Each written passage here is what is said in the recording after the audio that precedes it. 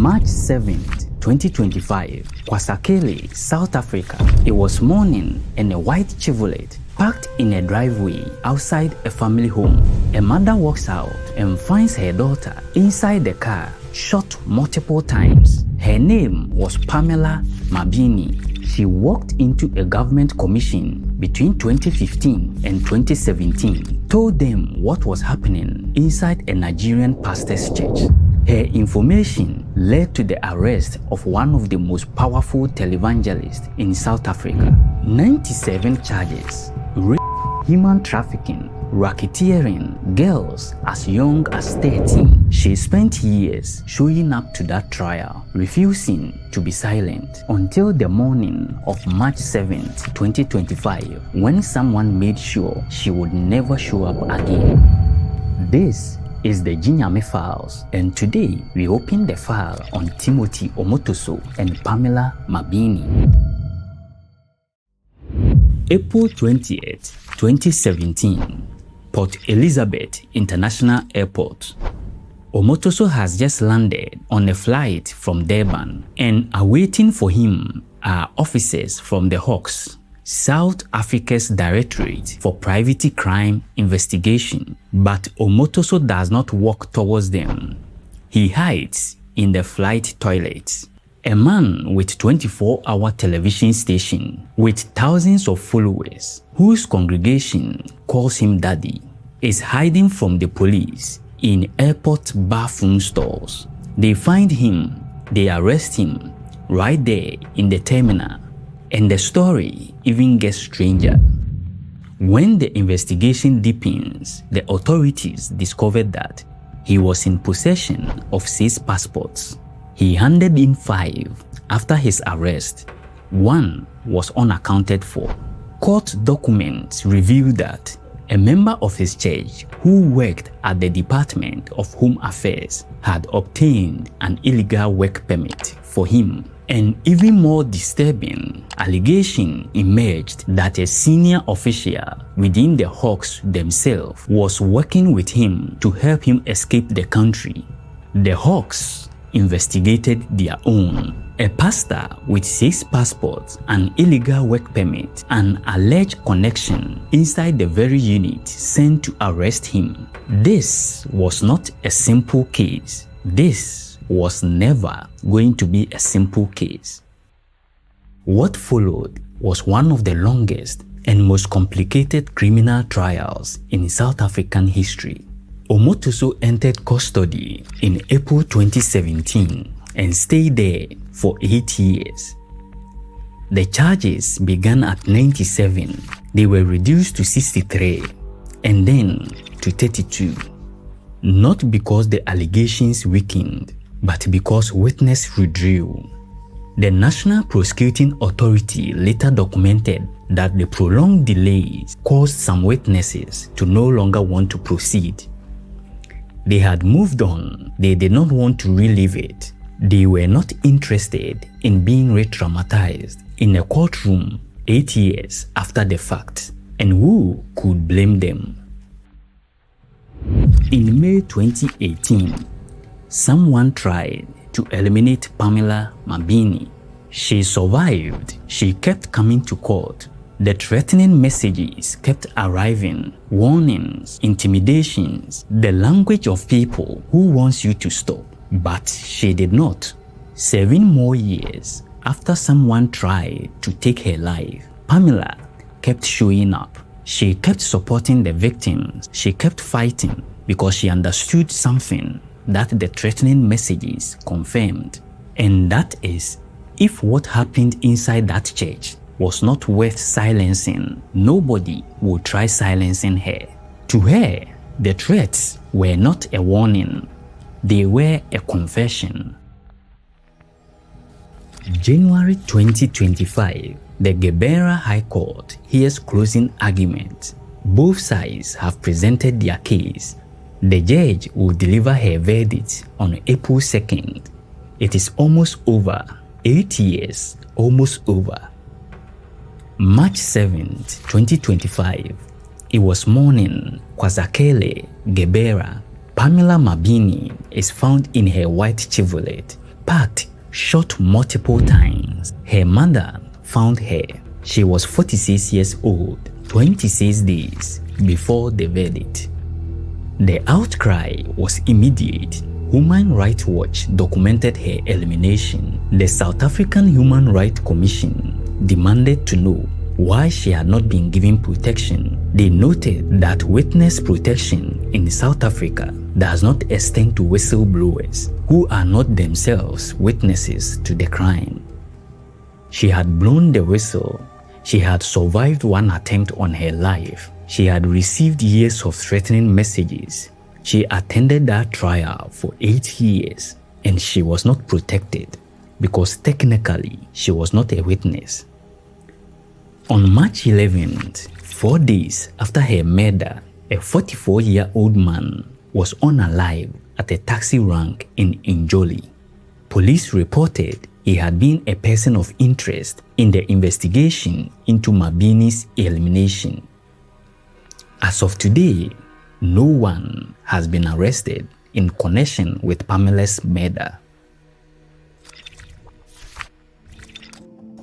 Pamela Mabini was born on March 21, 1979, in Gebera in the Eastern Cape Province of South Africa. She founded the Macro Foundation, a non-profit organization dedicated to restoring dignity, reducing crime and violence, and fighting gender-based violence in her community.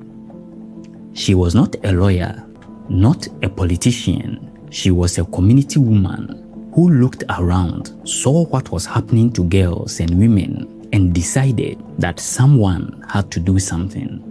Between 2015 and 2017, the Cultural, Linguistic, and Religious Rights Commission, known as the CRL Commission, was conducting an investigative study into the commercialization of religion and the abuse of people's belief systems in South Africa. And during that investigation, Pamela Mabini came forward. She told them what she knew, what she had seen, what was happening inside the Jesus Dominion International Church, to young girls, to teenagers, to women who went there looking for God. The CRL Commission later confirmed that it was Pamela Mabini's information that directly led to the arrest of Pastor Timothy Omotoso. She knew what that meant. She knew the risk. She came forward anyways.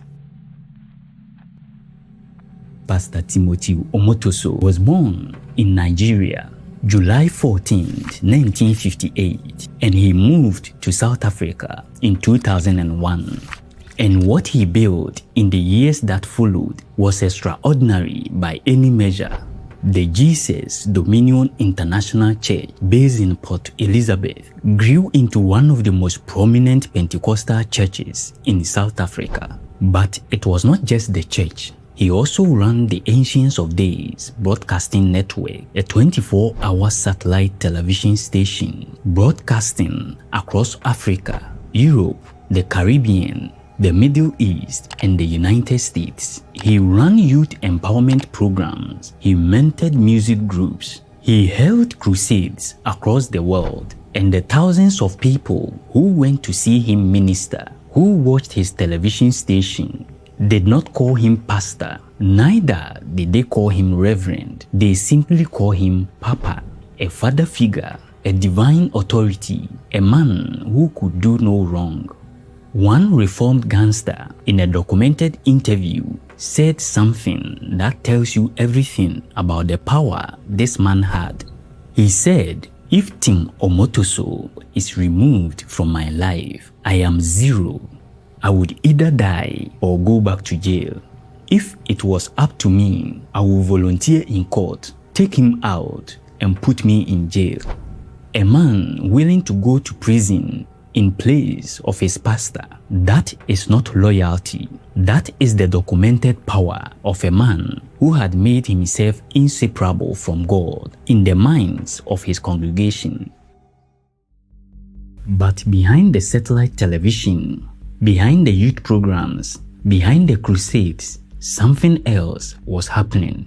The documented allegations presented in court tells a specific and disturbing story. Girls, some as young as 13, were recruited from the branches of the Jesus Dominion International Church across South Africa.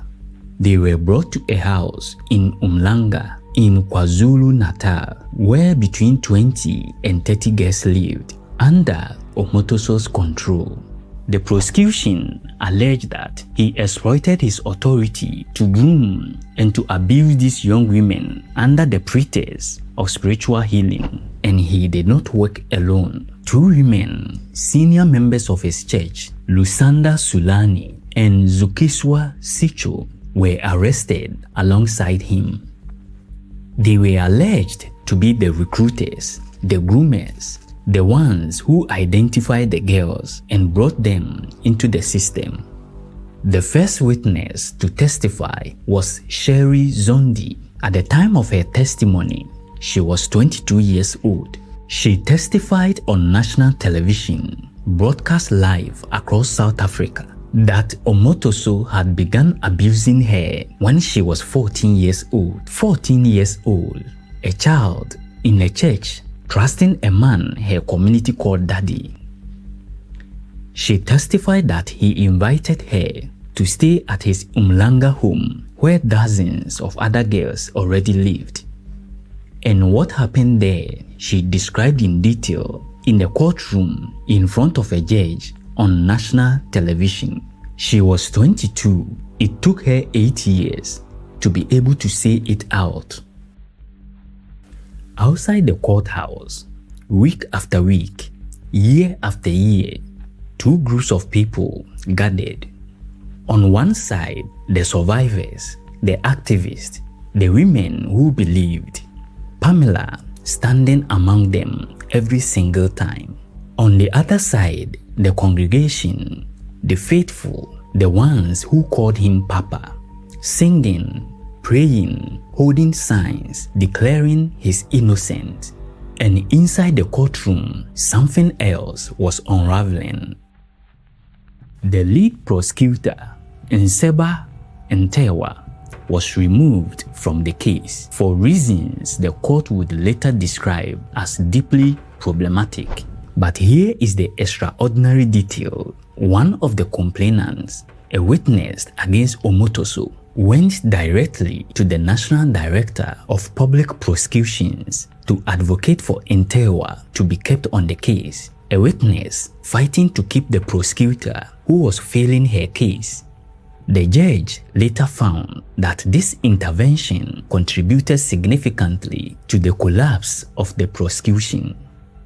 8 years, 97 charges, witnesses withdrawing, a compromised prosecution, and outside, Pamela Mabini still there, still fighting, still showing up. April 2nd, 2025, the Gyenyame High Court, Judge Emma Schoolman, Timothy Omotoso, Lusanda Sulani, Zukiswa Sicho, not guilty of all 32 charges. The judge found that the prosecution had failed to prove its case beyond reasonable doubt. She said, and this is documented in the court records, that it was not as if she did not believe most of the complainant, and it was not that the women who stood in that courtroom and told their stories, she did not find them incredible, but the prosecution had failed to test the defense evidence with fitting cross-examination. The state had failed to provide messages sent to and from Omotoso to the complainant. The lead prosecutor, whose conduct the court described as deeply problematic, had corrupted the case. Omotoso fell to his knee. His supporters outside celebrated, sang, and praised God. The women who had testified went home. Omotoso was deported to Nigeria almost immediately. And 26 days earlier, the woman who started it all was already in the ground. The story did not end with the verdict. In May 2025, Timothy Omotoso was arrested again, this time on immigration charges in South Africa. The National Prosecuting Authority said they were studying the judgment and considering all legal options. Political organizations called for Omotoso to be added to the National Sex Offenders Register and permanently barred from any role that gives him access to vulnerable people. As of today, those calls have not been answered, and Pamela's family is still waiting for an arrest, still waiting for justice, still carrying the weight of a woman who gave everything and received nothing in return.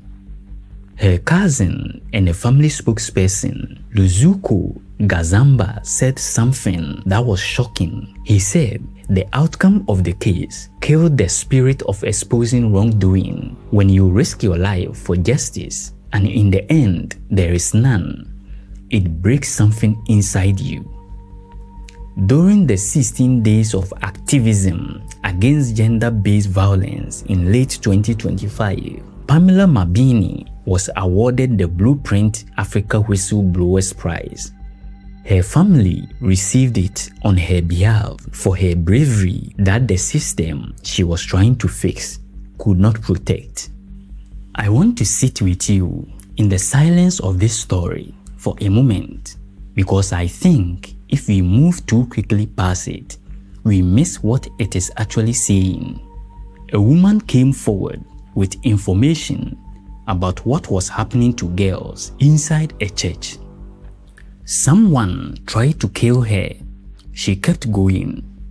The trial lasted 8 years. She kept showing up. And then 26 days before the end, she was shot dead in her own driveway, found by her mother. And the man she kept years fighting walked free and flew home. I am not telling you he was guilty. The court found him not guilty, and I respect that verdict. But I am asking you to think about what this story documents and the world we live in. It documents that a woman who blows a whistle on abuse inside a church is not protected. It documents that a trial can last 8 years and still produce nothing for the women who testified. It documents that someone who survived one assassination attempt was not given the protection she needed.